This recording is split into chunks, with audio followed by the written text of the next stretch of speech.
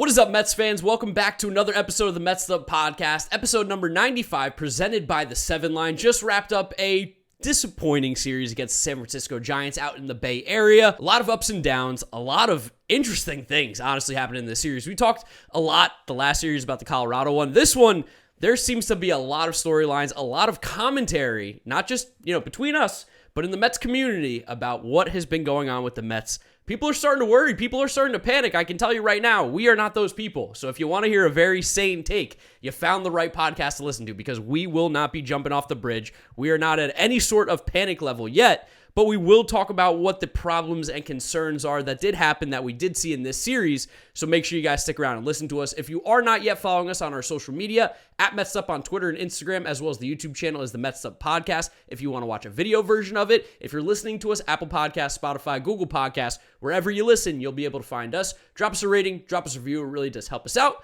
And without further ado, the boys are together. Here's James.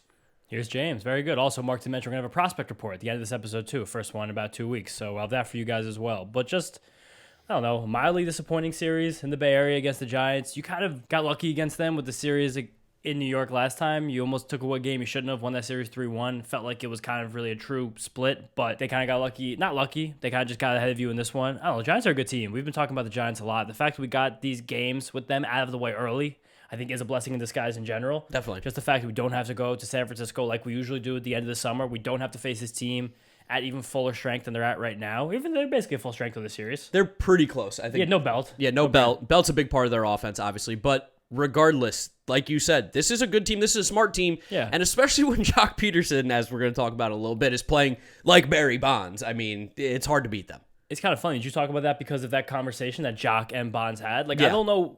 Joc said that Bonds bestowed hitting wisdom onto him. You think he just told him to hit home runs? He said it was the greatest conversation about baseball he's ever had in his life. To which I go, how does someone not throw Barry Bonds the bag immediately when you hear that? Joc Pederson has a conversation with him, and all of a sudden it's like, baseball makes sense. I know how to hit again. Haven't teams tried to do that? Didn't the Marlins have him in briefly? The Marlins had him in, and Christian Yelich and Giancarlo Stanton both said that he was a huge reason as to why they were able to start hitting for more power and have success. But one of the reasons that Barry Bonds, I don't think, stuck around in Miami was, one, big ego, big head. He wants to be able to do whatever he wants, whenever he wants. That was always the thing with Barry Bonds. Always a thing. And two, I believe that he was very much, I don't want to say anti-analytics, but I think it was the Barry Bonds way. And if you told him it was anything else, if you gave him any information that wasn't what he did, he probably didn't want to hear it. He'd be like, how many home runs did you hit in the major leagues? Because I hit 762. So find one person who hit more than me. We could get Sadahara, who played in Japan. There's no way. Buck O'Neil, allegedly. Yeah, Buck O'Neil, Josh Gibson. Those guys. Yeah, I mean, I wish Barry didn't have that conversation, and we'll get more in depth on that in a little bit. But let's start off with the win, because there actually was something that I think is really, really big for this Mets team going forward and a huge positive, and that's David Peterson. Yeah. What a start by David Peterson. Really, really good, especially because the Giants crushed left-handed pitching. Yeah, and we saw that on Wednesday against Thomas Szapucki. But David Peterson having another good start in his return to the major leagues. Again, in the wake of the Max Scherzer injury, knowing that the Mets are going to go through about 4 to 6 more weeks here where pitching depth is going to be hard to come by. Him pitching well is monumentally important to this rotation. He looked like he even has the upside to be, at worst, probably the 3rd best pitcher in this rotation, if not the 2nd best, being maybe better than Carrasco on certain days, depending on who's on and who isn't. When he's pounding the strike zone like he was, because he really was, did he walk anybody even? I don't believe so. Yeah, I mean, he was, I don't want to say dominant, because that's... Quite good. He was quite good. He was quite good, though. He was in control the entire time, outside of the Brandon Crawford home run, because I can't win with that guy. I also said Joc Pederson was struggling for the last couple of weeks. Okay, well, when we're previewing this Phillies series, we're not talking bad about anybody. No. They're playing great baseball. You're not going to talk bad about any Phillies. I will not. Oh, man, that's so tough. We'll figure it out. We'll see how I feel by the end of this episode. But yeah, I said Brandon Crawford was not playing well, which he was. He wasn't playing well. I was not being biased by any means. It was a true fact. Just like Joc Pederson wasn't playing well. These are statements that were true. Yes. But in typical Mets'd up fashion, we do have sometimes the jinx here. Yeah. And we jinxed it hard because Brandon Crawford started to play well. Joc Pederson obviously did. And Brandon Crawford got an early home run off of David Peterson in this game, which, man, I mean, we knew that was coming. Yeah, but that was the only damage done to Peterson all night on Monday. He wound up throwing 6 innings, which for David Peterson, the David Peterson that we'd come to know over the last few years, that is pretty crazy. Just from what he's becoming.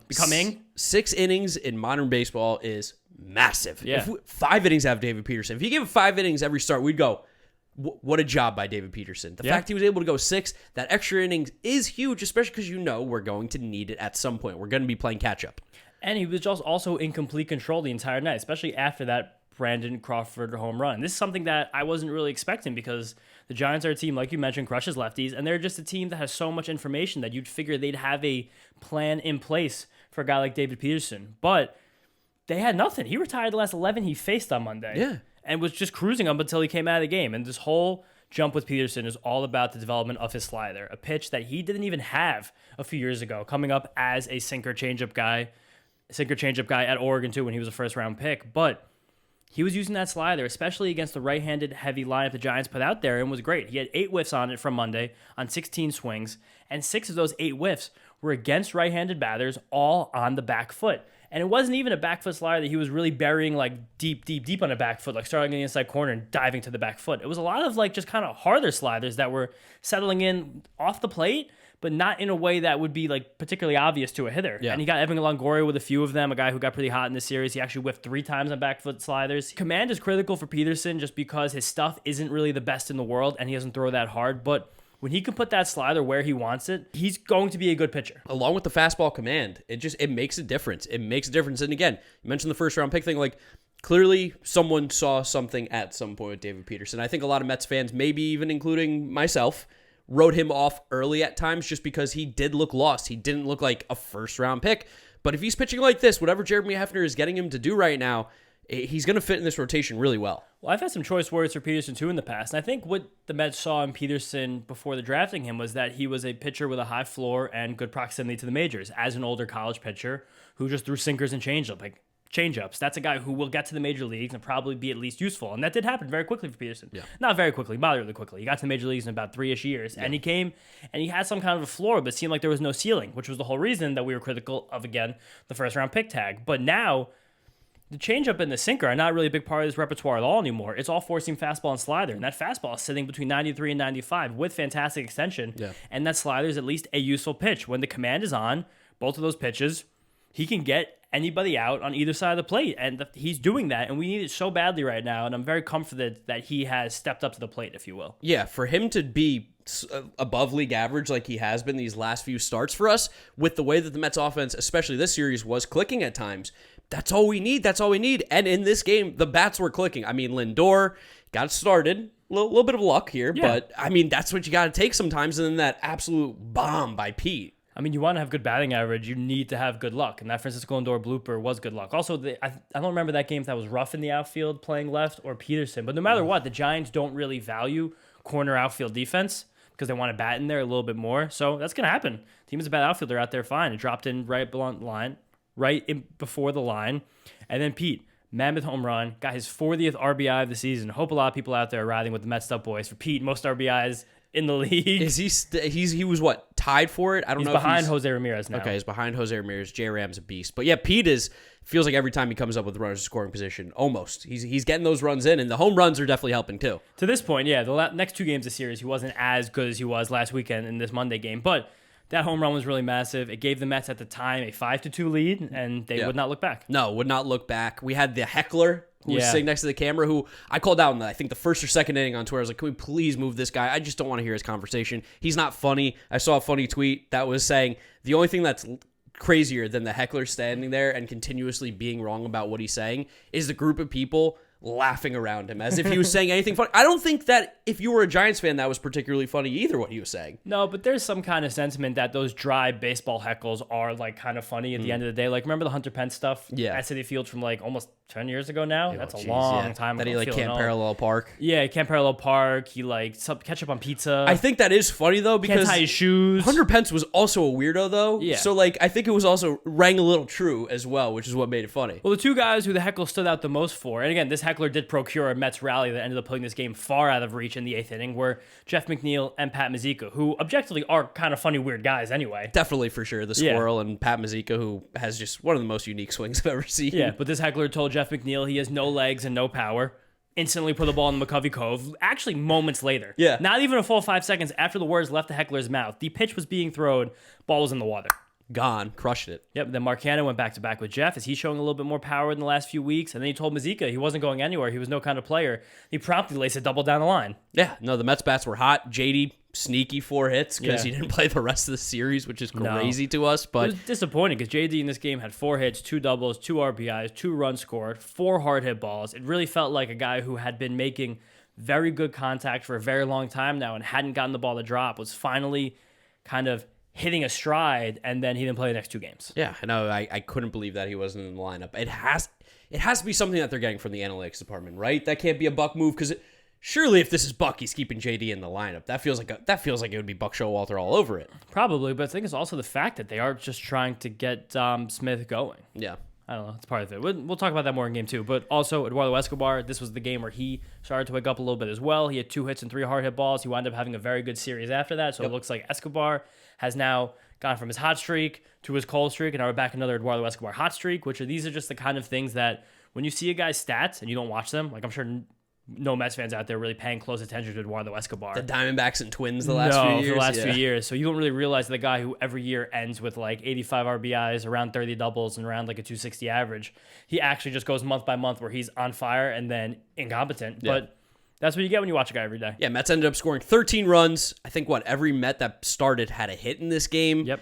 And I mean, that's how you win. They knocked out Alex Cobb fairly early after he was looking pretty disgusting the first few innings. He is basically the unluckiest pitcher in baseball right now. No one's hitting the ball hard off him. He's only given up, I believe, 2 barrels all year. His ERA is approaching 7. His expected ERA is under 2. That's crazy. Alex Cobb, if you guys are in a fantasy league out there, I would try and take advantage of a league mate and trade for him. If he's a free agent, I would put him on your team instantly. He has basically the same stats right now that Logan Webb had just a year ago, and I think there is the possibility of a wicked second half coming from old man Cobb. He is still 35 and super injury prone, so that's a big risk. I wouldn't sell the farm on James' advice to go get Alex Cobb, but if you can get him very cheaply, I would grab him in fantasy because I think there's a massive run coming for Alex Cobb. Yes, and then we also have to give a shout out to Colin Holderman, who has just been really, really good since being called up. Good stabilizing factor. We talk about A, B, C team bullpen. Man, this guy's great to have in the C team. For sure. He's probably moving up to the B team now because pitchers are falling left and right, and there's no even telling who's going to be in the bullpen on a given day. Yeah, so we were feeling really good after that game 1 because we're like, wow, we just went to San Francisco and just routed them, destroyed them.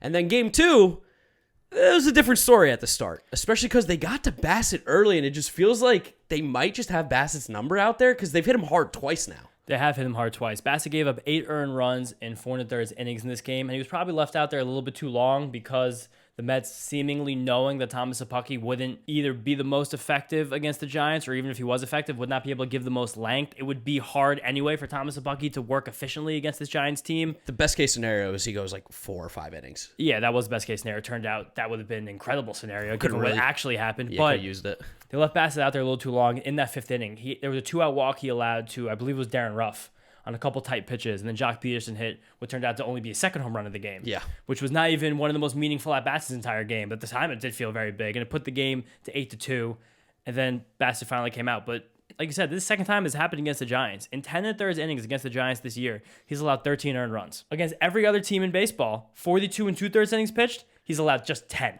It's crazy. That's ridiculous. Especially because of how many pitches, the way that the Giants work, and from what you've told me, they're platoon heavy. They do swing paths to fit pitchers, and he throws so many different pitches. Yeah. He feels like a guy that they should be like, what do we do against? But seemingly, it's the complete opposite. They have his number. But maybe it's just the fact that Chris Bassett, while he is a very good pitcher, he does a lot of things well, he just doesn't have that elite pitch that can get a hitter out. So the Giants can kind of, plan against that. But it's just weird that no other team can. Yeah. There's also not really that statistically relevant because it happened 2 starts against the Giants. If he had 4 more starts against the Giants over the next few years, he might crush them. Yeah, definitely. It's just something funny to look at when we have the sample size that Chris Bassett is basically 2 bad starts all year, and both came against the same team. Yeah, within a month of each other. Yeah. We do have to give a shout out though to who came in after Chris Bassett.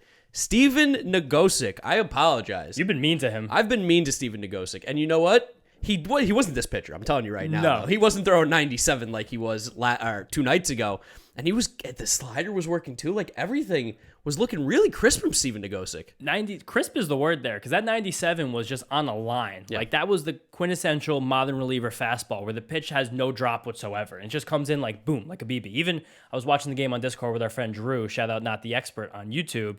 he was like, wow, that pitch is unbelievably straight. Yeah. And I was like, yeah, it is unbelievably straight. That's like a very enviable fastball in the game. And Nogosek, I want to say, almost kind of catalyzed the rally that the Mets would have soon after. He didn't make it any worse. He was pretty dominant. No, 4 strikeouts in two-thirds innings. He gave up a few hits and a walk, I think, or 2, but no earned runs. It was just, he kept the game in a spot where you thought it was possible something could happen, just basically because of the Mets' magic so far this year, and just didn't let it get out of hand. And maybe even did show us something that he could be a factor in this bullpen, or even as a long man, as a spot starter, as a piggybacker during this next month that we'll be trying. All right, James, I got trivia for you. Okay. Who was Stephen Nogosek traded for?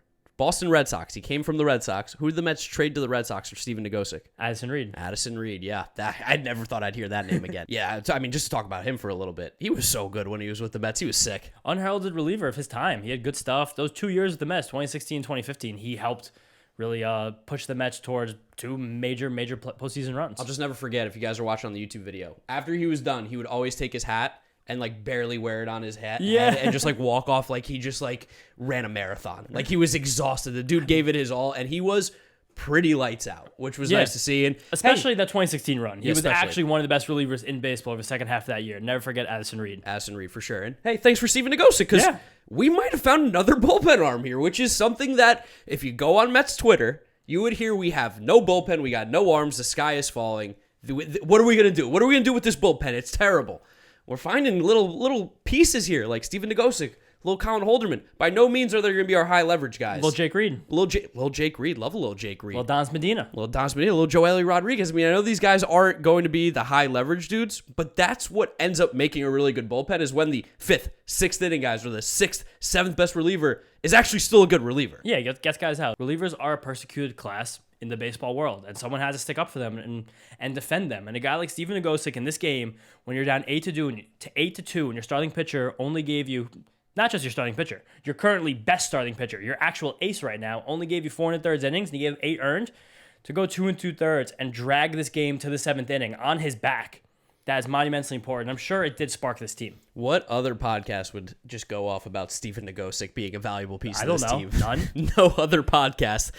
And like you said, he kind of sparked this comeback, because it felt like this team was done. It was 8-2. They chipped back a little bit here and there, got it to 8-4. Well, that was after Francisco Lindor 2-run homer. But this was also like a nonsense game before that. Like Keith and Gary were doing that thing late at night where they were just talking about nonsense. I think Keith's brother popped into the booth for a half a second. I missed that if he did. It was somebody who was in the family. I was on Discord and I was writing some notes for First Pitch podcast I was doing. But there was somebody in the booth who was silent, who was with Keith, and he was wearing Mets stuff, and the woman with him was wearing Giant stuff. I know Keith's family, I believe, does live in Northern California. Bay Area, yeah.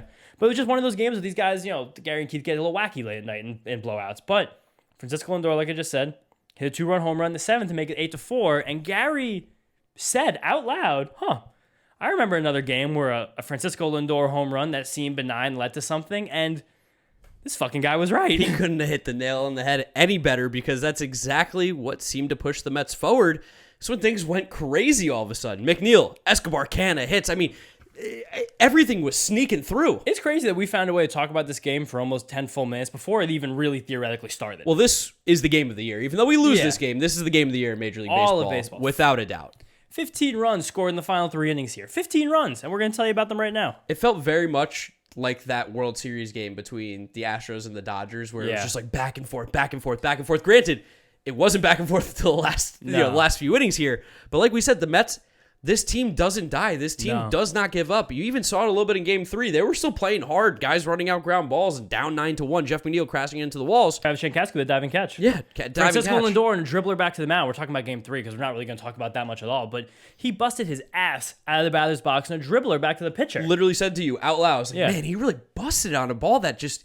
If he jogged, I wouldn't have said a word. I wouldn't have cared. But that's things that you notice, and it's definitely on Buck. That's definitely a Buck Showalter thing. It's definitely these guys want to win games. They're not giving up, and you saw it literally come to fruition again in Game 2 with just... They kind of willed this one, I feel like, a little bit. Every single player chipped in. You kind of need every single player to chip in when you get sent, I think, 12 or 13 men to bat an inning like the Mets did, but... Jeff McNeil, Eduardo Escobar, and Mark Hanna all hit singles. Put Dom Smith up as the tying run in a big spot for a guy who has really needed to show his worth to maybe even stick on this roster for a little longer. And he hit a squeaker up the middle, wound up scoring 2. Now we had first and third, none out.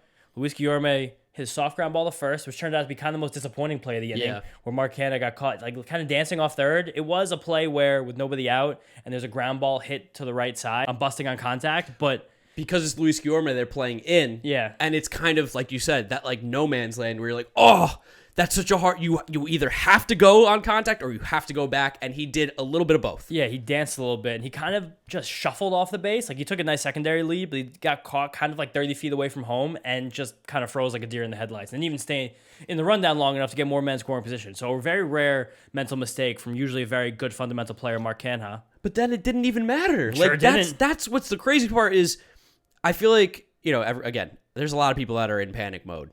This is like so opposite of what all old Mets teams have done in the past. Like you watch this game and I don't know how you could get in panic mode watching this game, because to me, this is everything of going, guys, this team is really good. This proves this team is really good. The fact you're able to come back from this isn't the first time of the year either.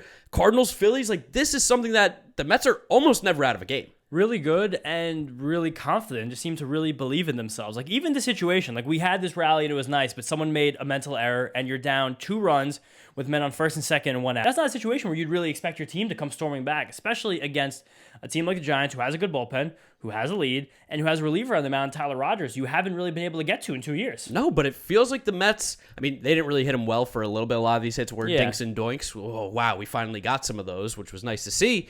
But, Nimmo infield single. Marte smoked one off of Kevin Padlo, another hard ground ball right off the chest, because, again, the Giants don't really prioritize corner defense, even in the infield. It's also the hockey playoffs. Kevin Padlo made a nice save with the pads there. And also, Evan Longoria was out of this game with a jammed shoulder. Yeah. He's a little bit more of a short-handed third baseman than Kevin Padlo, who hits the ball pretty hard. Does hit the ball hard, yeah. Hits the ball hard. He's going to be that sneaky Giant this year. You're going to look at him in August and be like, how's Kevin Padlo 14 home runs and 280 batting average? But it's going to happen. It's going to happen. But that was a big play. Also, some hometown scoring. Gave Starling Marte a hit on that, not an error. Did they really? Yeah, well, because if you look at the play. Good for Starling. Yeah. Keith was talking about it, too, that he actually did support that call, because when you're playing on a corner like that and you get that really awkward in-between hop, basically, I don't remember if it was the second hop or the first hop, but it was basically an unmakeable play unless you're Matt Chapman, Nolan Arenado. Even them, I think, would have struggled with it, because the hop came like 4 feet in front of him and just caromed completely off his chest. Yeah. And he did a good job in actually putting his body in front of it. Like a lot of weaker-willed men would have let that ball over the shoulder. That's a scary ball. And that keeping that ball in the infield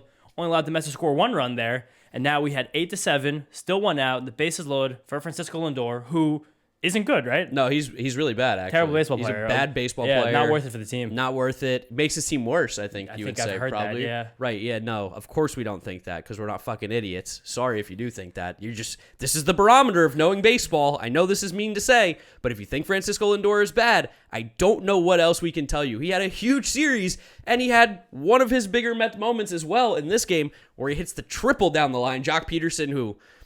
God, I don't even like mentioning his name right now. He falls, basically clearing triple, and like all of a sudden you're like, it's 10-8. Yeah. We're winning 10-8. Francisco Lindor, huge for the Lindor legacy. 4th, 5th, and 6th RBIs of this game of Francisco Lindor. And it was also kind of funny that at this point, if things would have held, Joc Pederson would have been, like he would have undid all of the goodness he had already done in this game. He would do significantly more later. But the guy hits 2 home runs, but then makes a catastrophic misplay in the outfield to allow 3 runs to score and put a man still on third base with less than 2 outs. Like, would have been a guy who probably looked himself in the mirror after the game and be like, I fucked up. I didn't do, like, this is something I'm disappointed in myself. And it did kind of feel like that for a little while, because even after this, Pete hit an absolute rope off, I think this was now Camilo Doval in the game, after Tyler Rogers had given up 7 earned runs in a third of an inning, which that felt really good to do that to Tyler Rogers. Yeah, because that guy's thrown 75 miles an hour forever, and we finally hit him one time, which is nice. But whoever was in center field, I think it was Luis Gonzalez for them, made actually a very nice snag on a ball that I thought was going down for extra bases as well, keep this rally going. We had 11-8 the game, 11-8 game, and we even still got 2 more hits after this, and there were 2 outs, nobody on. McNeil and Escobar each got their second hits of the inning. Yep, and we were feeling great. We were like, wow. Yeah. Talk about 2 great comebacks in a year. You're like, this would have been 3. Yeah, how do you lose this one? In May. That's how we kind of felt now, is we can't lose this one. And Drew Smith got 2 quick outs. Yeah. And then all of a sudden, a little single by Mike Yastrzemski. Mm-hmm. A bad walk to Darren Ruff. With 2 outs. Second time Darren Ruff drew a 2-out walk in this game. That led to a Joc Pederson home run. But this Joc Pederson home run, this is going to be probably the biggest discourse that we have, the biggest discussion. It's going to be about Buck Showalter's handling of this inning because I think he was 100% right. Drew Smith's our guy right now. Drew Smith's been money all year, and while he has given up the long ball a little bit recently, there is literally no reason that he should be facing Joc Pederson. Zero. I don't care if Drew Smith is clicking on all cylinders. He's not Edwin Díaz 1. He's not. And even then, Edwin Díaz, I don't know. I don't know. It depends on the situation. Especially if he just gave up a hit and walked the guy. You probably still need to go to Joely there because that's why we have it. And especially with Brandon Crawford up next, I don't know how Joely's not the guy. And I know Buck after the game said Drew Smith's our guy. He's been good. I wanted to go with who we thought was best in that situation or who we think is the better pitcher. But the matchup's just wrong. Didn't he also say something like, I wanted him to get through it? Yeah. So that's kind of like, that is back to this old baseball adage where like we got to make sure our guy feels like the glory of getting out of this inning. But why you even make a trade at the end of the offseason and to get an extra lefty on this roster when you're not going to put him in a situation where you have a fearsome lefty hitter at the plate who's already has 2 home runs in the game and your pitcher on the mound just giving up 2 base runners. And also on top of that, Buck did mention that he didn't want to bring in Joely for Joc because then the Giants would have pinch hit Evan Longoria next. But with that, there were 2 outs in the inning. If you get the hitter out who's at the plate, that's not even an issue at all. And you have to assume if you're making a pitching change, you're going to do it to get the hitter at the plate out. And even more on top of that, Evan Longoria didn't start this game. So and it was reported he had a jammed shoulder, and they were actually considering an IL stint for him. So that turned out to be patently false. He hit 2 home runs in game 3. Yeah. But as much information as the Mets had, you almost would have been surprised if that happened. It's also a 35-year-old Evan Longoria. Again, I know he hit the 2 home runs the next game. Against a lefty. But Joely, we know, doesn't really give up that much hard contact either. To me, you got to get Joc Pederson. You can't give him an advantage because that's what they did. The Mets, instead of choosing to give Evan Longoria an advantage, chose to give Joc Pederson an advantage. And to me, that's backwards, especially because Brandon Crawford's next. So why not give him that extra guy to pitch to? I don't get it. Also, I even think you're going into this a little too deeply. Probably, yeah. Because one of the hitters is at the plate and one of them is in the dugout. Yes. So the only one you should care about at all in this exact moment is the guy hitting who already has 2 home runs and represents the tying run. It's like trying to play chess when you should be playing checkers. Theoretically, yeah, Buck hilariously kind of underthought it while overthought it at the exact same time. And it's just, Buck's done a great job with his team. This team has made a lot of advancements this season. I think you have to attribute a lot of it to Buck Showalter. But this bullpen stuff with Buck is something that we were worried about previously and has shown to still be an issue this year and something that I hope gets figured out. Yeah. Because there's just no reason that you're left-handed. I'm not going to call him a left-handed specialist because he gets righties out. Yeah. But you're, I would say, best left-handed reliever who has been hot. Who's brought in for these exact scenarios, this exact thing. Like, if this was Juan Soto, don't you think they would have brought Joely in? You have to. Right? But the way that he was describing it, it seemed like it didn't matter who was up to the plate. It was going to be Drew Smith. This is also the exact same situation where this was Juan Soto like 3 weeks ago, and they did bring Joely in there was a man on first, the Mets were winning by either 2 or 1 run in the 7th or 8th inning of a game against the Nationals, and they brought him in with 2 outs just to get Juan Soto when he got it out and handed the ball right to Edwin Díaz. Yeah, it was not good baseball from a process standpoint. We're going to bring back process here. Yeah, that was bad process. It was bad process. Like, I want to see Drew Smith get through it. I want to see Drew Smith get through it too. Drew Smith is one of our favorite players in the Mets'd podcast, even through his struggles so far with the home run ball. But it's just who gives you the best chance to get this out in this situation. Especially when Joc is scalding hot. On that night, you've seen him hit 2 home runs already. Off righties with ease. There's no world where it makes sense to me. It doesn't. It doesn't compute. I don't understand it. And I really, really hope this isn't a trend because that's a bad trend. Yeah, also because right after this home run, Joely did come in the game. Yeah. Which almost at that point seemed like, what? Why? Yeah. And then he did get into trouble, almost to no fault of his own, because Joely just seems like maybe he has an arm slot that gets squeezed. He was throwing strikes left and right. And the home plate umpire, Roberto Ortiz, who had an awful game. Yeah. One of the worst games of an umpire this season, especially not in terms of actual missed calls, but in terms of the expected run value he gave to another team. Did you see the umpire report? No, I didn't see it. It was like plus 1.7 to the Giants. Oh, my God. Jeez. Yeah. But 3 men immediately got on base with a walk and a couple soft singles, if I remember correctly. And Adam Ottavino had to get a big strikeout to end the inning. So that also changed the course of what wound up happening in the next inning, which we'll talk about in a few minutes, to where now this top of the Giants order is going to come up again. Dude, I literally tweeted out when I saw Joc come up to the plate in the 9th. I go, how is he up again? How is he at the plate again? This shouldn't have happened. Yeah, but at this point, the Mets did get out of the inning in a tie game, and Dom Smith, who had a very good game, probably his best game of the whole year, even better than that 4-hit game against the Phillies. This was I think, another 4-hit game, or at least a 3-hit game. I think but 3, yeah. 4 hard hit balls for Dom. Best one of the night was a triple that he laced deep into the San Francisco night to Triple's alley to put himself on third base with nobody out. Pat Mazika hit a little doinker. Tried the playbook from 2021. Didn't work out this time. But Brandon Nimmo clutched up with 2-strike pitch. Had a nice sacrifice fly where Joc Pederson made a really good throw. A Herculean throw. Really on good. A ball that he didn't even seem to have a great handle of, and he didn't really do the proper, get behind a crow hop thing. He put the ball on a line to the catcher. You want to know why? Because he just hit his fucking 3rd home run of the night. Dude was high off adrenaline. I mean, if you just hit your 3rd home run of the night, you could probably throw the ball that far too. Probably, yeah. 3 home runs ever, I could probably throw the ball like that. But now we're in a situation where you have another lead. After Drew Smith just gave it up, and you got into more trouble and felt like you weren't even going to escape that 8th with a chance to win the game, you had it again. And all you needed was Edwin Díaz to pitch like he has all year and get out of an inning. And Wilmer jumped on that first pitch fastball, Yeah. smoked it up the middle, but then we got a sick double play in the hole from Jeff McNeil, turns it with Lindor. I got out Tommy LaStella, I believe, who's just not running. insanely slow. He's a slow human being. Well, he has an Achilles thing right now. Oh, okay. So he's capable of hitting and moving laterally, I guess a little bit playing defense somewhat regularly, but he can't really run at full speed. Gotcha. Okay. Yes. That makes sense. But he's crushing the ball. He is crushing the ball. Yes, that's time. New Jersey guy. Shout out to New Jersey. But yeah, nice double play. Yeah. And even Edwin at the hit time, I think we probably both felt this one. Oh, the game's in the bag. I That did just too. got He even turned. said it after the game. Yeah, that's what I'm He's like, saying. I felt like it was over. And I think that might have been why you saw a little bit of a lapse there. Yeah. Because there was a 2-out walk to Díaz. It's kind of something that we talked about too. Remember when we're like the wind kind of gets sucked out of him at times? And I've even said this going back now.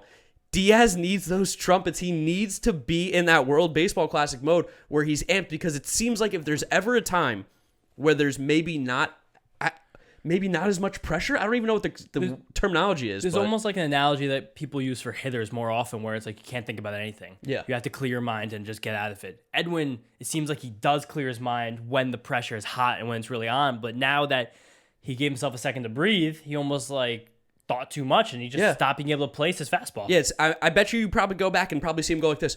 And it's almost like that deep breath is what made him lose focus. Because he should hold his breath. Yeah, he should not be allowed to take a breath until he gets the final out of the game. No, we're not going to say not allowed because that's becoming torture territory. Okay, but Edwin Díaz should at least make sure himself stays hot because he gave out a 2-out walk to Díaz, which you hate to give a team a 2-out walk when you have them dead and buried. Yep. Darren Ruff hit a little single. Right through the hole. And now you have Joc Pederson back to the plate, the man on fire. Hit his 6th hard hit ball of the game. Only the 4th player ever to do that in the StatCast era. The first to do it this season. Hit one right back up the box. Base hit. Tied the game. And then immediately, Brandon Crawford put one through the hole.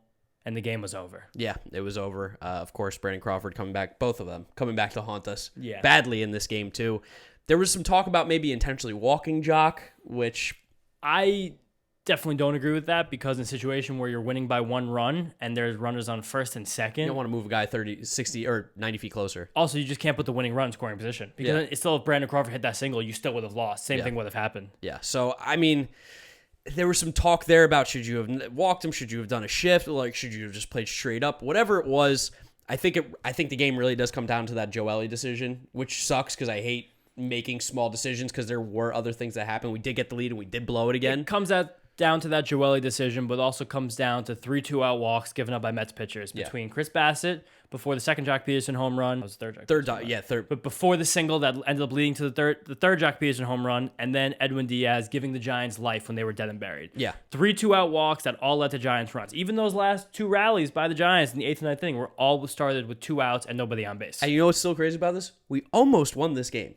Twice. We almost won this game. Imagine going into a game and saying, Chris Bassett's going to get shelled, Drew Smith's going to get shelled, and Edwin Díaz is going to get shelled, and you almost win. I also think that if this game did go to extra innings, we still had Seth Lugo in the wings, and the Giants had already burned Rogers and Camilo Doval. I think they still had Dominic Leone, though. I think so, because they pitched Brebbia, I think, in the 9th. Yeah, but I'll take Seth Lugo over Dominic Leone. Yeah, Leone. All day. It sucks. That game was disappointing. Painful. But I wasn't mad by any means because they turned a game that they should have gotten, the doors beaten off of them into a game that they almost won. Yeah, I wasn't mad at all. I was just kind of tired after it. That was an intense baseball game to be a part of. Yeah, it was damn, I stay up till 2 a.m. for this. Yeah, literally. I usually stay up that late on Tuesdays anyway because I record the First Pitch podcast, but I was just how can I even talk about other baseball games right now? Yeah, no, it was very, very tiring. And then you could kind of almost see that it maybe played into game 3 a little bit too. Quick turnaround the next day. Yeah, a little hangover. Mets came out a little bit flat, but it also didn't help that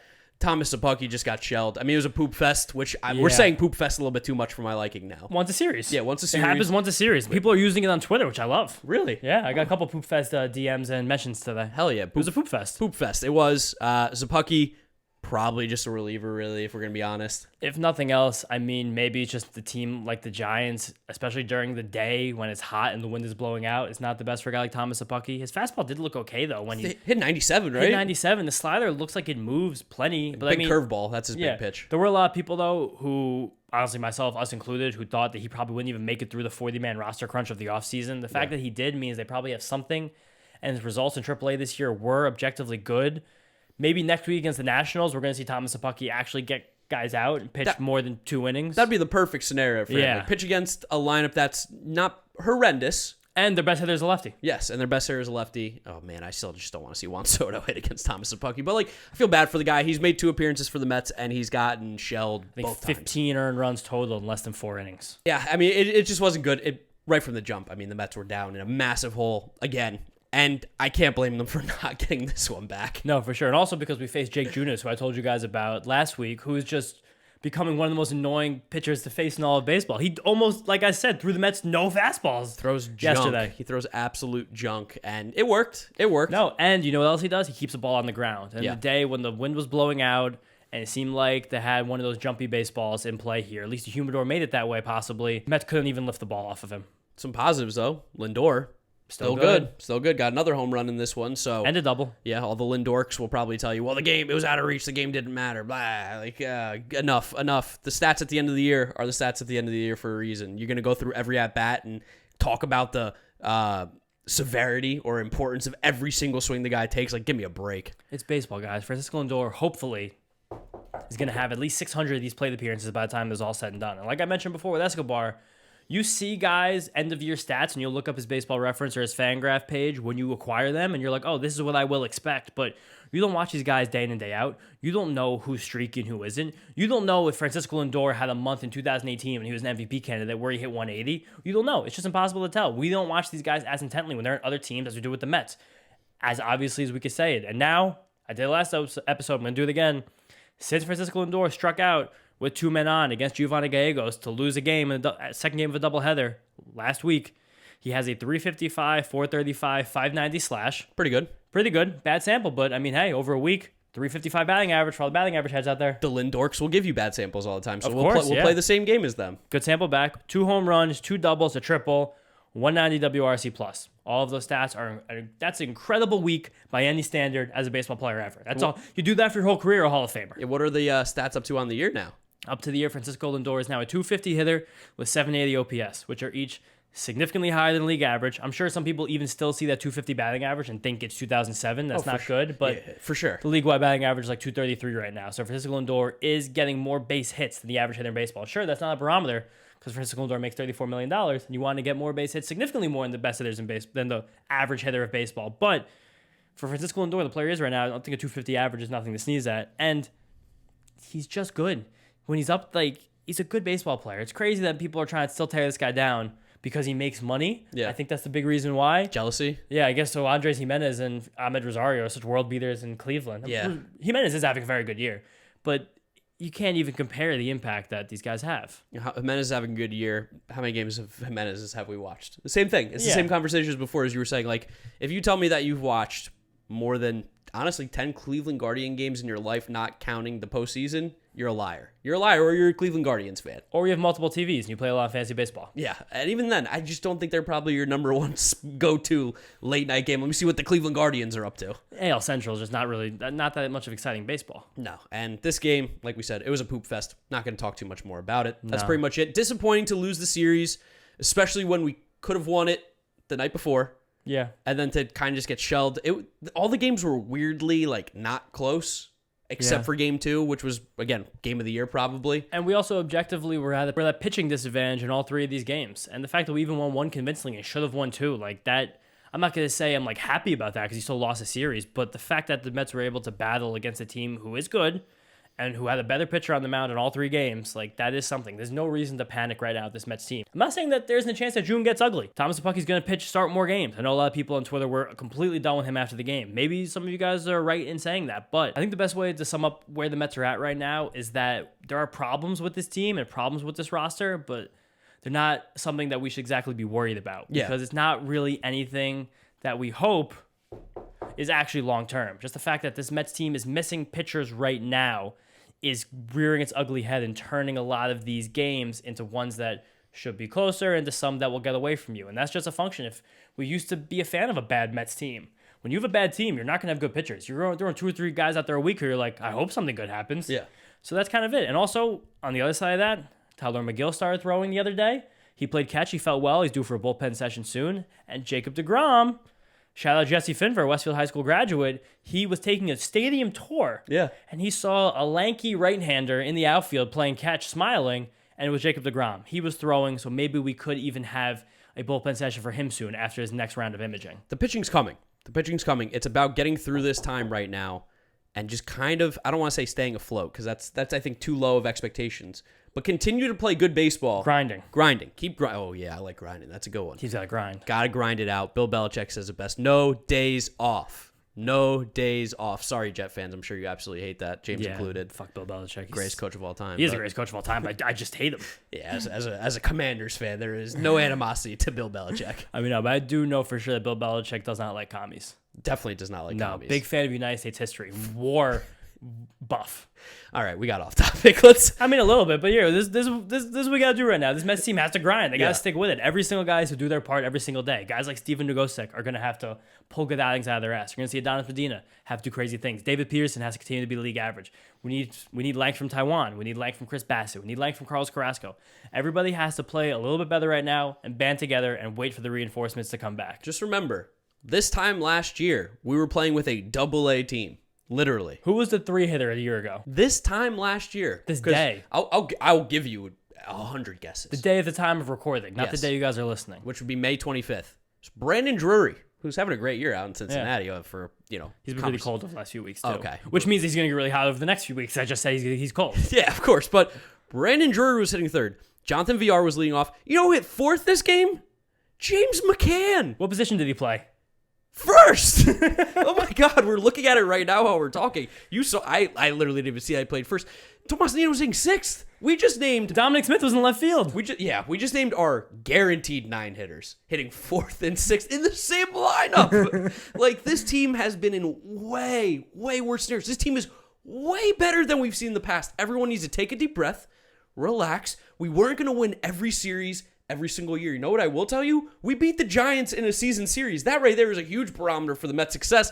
That's a W. We got 1 game up on the Giants, which is huge. A team that we could be competing for with a playoff spot at the end of the year. This was a team that surprised everyone last year and won the National League West in pretty dominant fashion. They won, 106 games or whatever it was? They also won division by 1 game. I know, but still, winning 106 games. No, but that's not dominant fashion. You're only 1 game better than the team in second.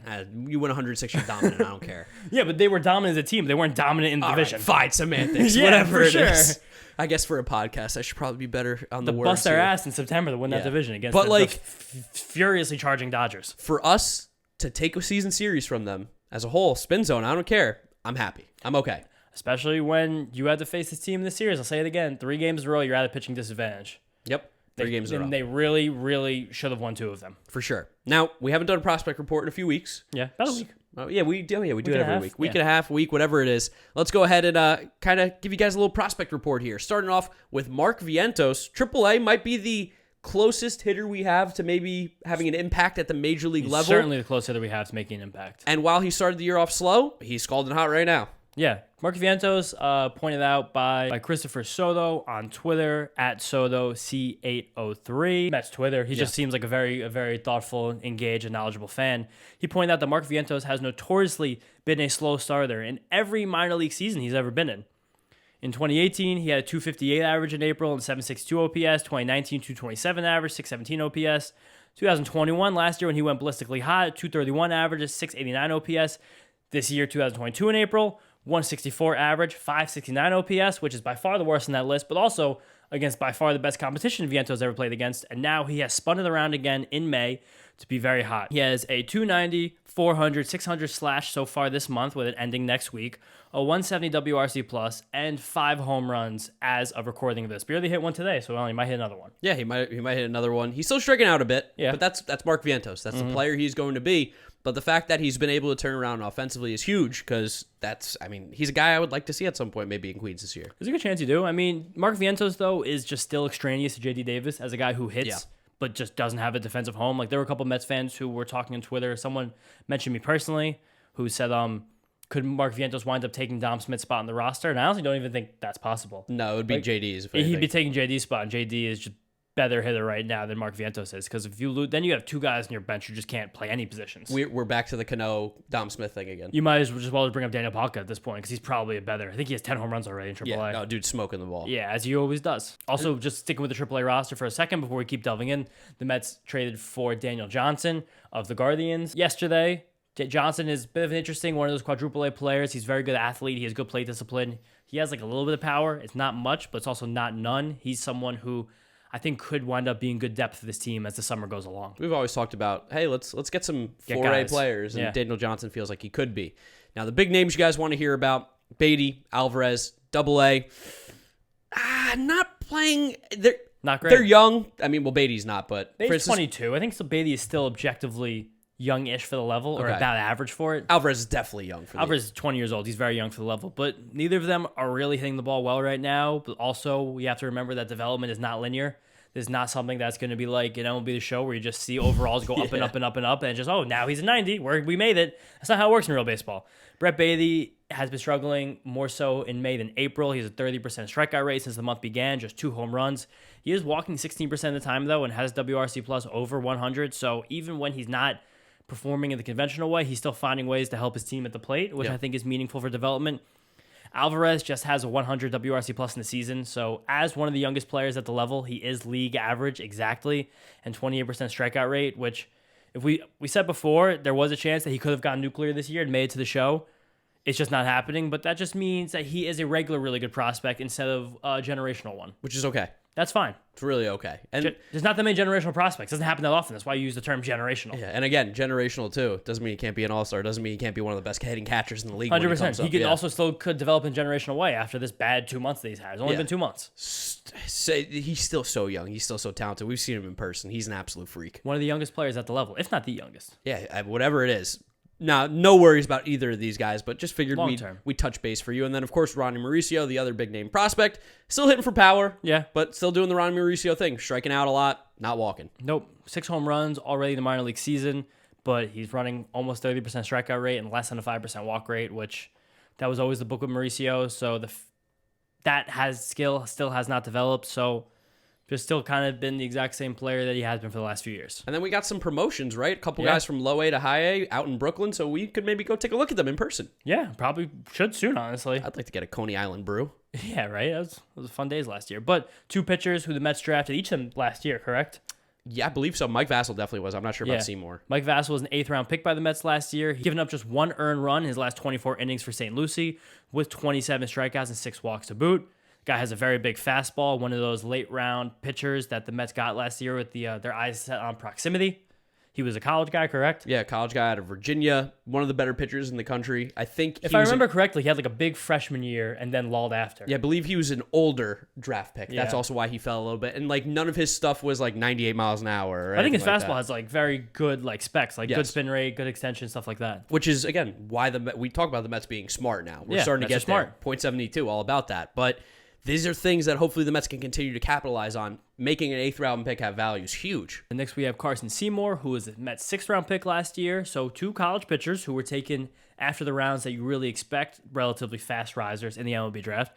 Both jumped a level in less than 2 months. Carson Seymour's name on Twitter I wanted to mention, Cheese Chuck.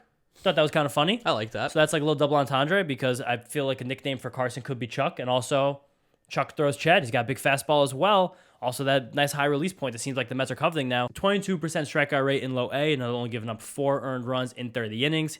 He's another guy, again, mentioned before, college experience. Fun fact about Carson Seymour, dude started off at Dartmouth. And then went to K-State, which is a Super big change. Very different. Ivy League to K-State. I don't know if we got any K-State fans or K-State alumni Manhattan, out there. Kansas. First, a good place to hang out, though. Really? Yeah, first, a fun campus.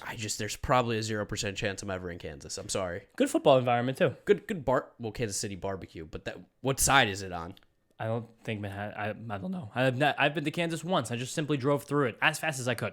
Yeah, well, that's what I'm saying. I'll probably never be in Kansas. But these guys, like you said, have been performing well. Glad to see they got promotion. Mets promoted a couple other guys, cut some dudes. Like I saw one name was Antoine Duplantis, who had been hanging around the Brooklyn Cyclones the last few years, ended up getting cut. Just the way of the land. It's kind of how it goes. If you don't perform, you get on the chopping block. Sad to see. But there are some guys in this Mets farm system that are getting promoted, and we like that. And also, very nice at the Mets draft last year that a lot of people harped on because they lost their first-round pitcher. They now seem like they've had 4 pitchers drafted after the first round who all look like they have a shot to make it. Which is nice. It's really nice. Ziegler and Hamill especially look really, really good. Ziegler looks like he could be a potential star. A little younger than these guys and smaller. Yeah. A little less experienced, so he's going to take a little more time down there in the Florida State League. But encouraging to see it. The Mets have found, at least, like, you have 4 of these guys moving.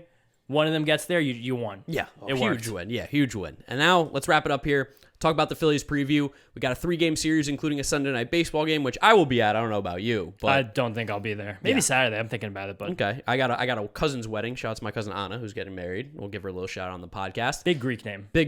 Yeah, it's spelled like Anna, but it's pronounced Anna. Of course, I know one. And the Phillies have been playing some interesting baseball. They do this thing now where the bullpen's, really, really bad. The bullpen has been struggle bussing hard. And mismanaged for sure. Well, yeah. Joe Girardi by no means is the smartest manager in baseball. Corey Knebel pitched the 9th inning for the Phillies on Monday against the Braves. They were either winning 6-1 or 6-2, so not a safe situation. Pitched a very clean 9th inning. And on Tuesday night, Joe Girardi tried to stretch out Nick Nelson for a 6-out save for some reason. I don't know why you would ever want Nick Nelson to get 6 outs, especially when those 6 outs are coming in the 8th and 9th innings against a division rival with a good lineup. Of course, fell apart right in his face, but a little mismanagement there, and we're happy to still be able to count on that from Girardi. Yeah, and Harper's back now after getting the injection. He's not back playing in the outfield. Lineup, yeah. He still hasn't played the outfield in the full month. But he's still swinging, and he's still sick. He's one of the best hitters in baseball. Good. I want to ask Met fans this series something I'm very passionate about. Please don't chant that Bryce Harper's underrated. Overrated. Please don't chant that Bryce Harper is overrated, because if anything else, Bryce Harper, I would say, is significantly underrated in the baseball landscape. He's literally one of the best players this generation. Almost at this point, a surefire Hall of Famer. If he continues at least at 80% of this pace for the next 5 years, even the length of this Phillies contract, he is so good. And he seems to really feed off that negative energy. So please, Mets fans, if you listen to the Mets'd podcast, do not chant overrated at Bryce Harper. Boos are cool. Boos are fine. Boos are great. You suck. No I like chance. That. No chance. You can't go overrated. There's too many times that we've seen clips on Twitter where Bryce Harper's being called overrated and the next at bat hits a nuke. And I don't want that. We want Bryce Harper to hit no nukes. We want no home runs for Bryce Harper. He's really, really good. It's going to be tough anyway, but don't give him extra fuel for the fire. No, and also, it seems like he has really taken to this DH role because he is very good hitting there. As good as he always has been. It's just a shame that the rest of this Phillies roster is just not equipped to handle him there. Imagine giving one of the best hitters in baseball saying, hey, just worry about hitting now. You don't even have to play the field. Just hit. Imagine how much better he gets. We've especially seen a disciplined Mormon. I know. He's great. Yeah. He's always focusing on his baseball right now. Amazing. But who are the pitching matchups? Pitching matchups, Friday night, we got Carlos Carrasco versus Zach Eflin. Okay. Saturday night, 3 night games this series, all 7 o'clock starts, which good and bad, I guess, in the holiday weekend. And I think we only have one on SNY, which is Friday night. I think Saturday night is Fox. And then ESPN. Yeah. But Friday night, Carrasco versus Eflin. Saturday, Walker and Zach Wheeler, which Zach Wheeler, if you guys haven't been paying attention, is back to being Zach Wheeler. Is he? Last 2 starts have been really good. I thought he got hit in Atlanta. No, he pitched dominant. 10 strikeouts. I think 8 base hits, but 10 strikeouts and no walks in 7 innings. It's singles, right? That's why. Singles guy. But Zach Wheeler is incredible, so we're going to have to deal with that. And then Sunday, we don't have a pitcher listed right now. That is, I guess, Chris Bassett's day, or even Peterson. Yeah, I guess that'll be Peterson. He's not on ESPN website, but I'm assuming that's going to be David Peterson against Kyle Gibson. Which, if David Peterson pitched like he has, that's fine. It's going to be the 3rd time the Phillies have seen him this year, though, correct? Yeah, I believe so. Yeah, so that's a little bit worrisome. Phillies also have a left-handed heavy lineup. Yeah, so, the Phillies have been hot and cold, I think, this year. I think that's the best way to describe them. That's kind of the way they even built this roster to begin with. And there's not that much we can actually even break down about the Phillies, because this will be the 10th, 11th, and 12th times we've seen them already this year before June 1st, which is shocking. And as they're getting hot, pretty great for us Mets fans. We're not seeing them until August 12th. Yeah, which is We're going great. more than 2 months now without playing the Philadelphia Phillies, which is hysterical. And it'd be so sick if we could end this little streak of playing them with a nice series win. Yes. I want to get crazy. I want a sweep. I really would. A sweep would make me feel just oodles and oodles of great. If Taijuan Walker could beat Zach Wheeler, anything's on the table. Yes. We're talking World Series. And we also know the Phillies bullpen, anything's on the table. Exactly. Just get Zach Wheeler out of the game after the 6th inning. See a lot of pitches early. Put the ball in play consistently. You might have a shot here. But And the Mets have been swinging the bat well. I know very well. Game 3 they didn't score a lot, but that was expected. well, the Phillies mentioned last week, I don't know if they were right or wrong about this, but that there's different balls in the East Coast versus the West Coast, which is kind of funny. I really think it's just the different way the balls are reacting to the humidors because the West Coast is a little bit warmer so far than the East Coast, and San Francisco is a little bit more wet. I'm also not a scientist or like a researcher. I guess I technically am a research analyst. Send it to the aerospace person, whatever it is. Send baseballs to her. Yeah, Marilyn Wallace. Meredith.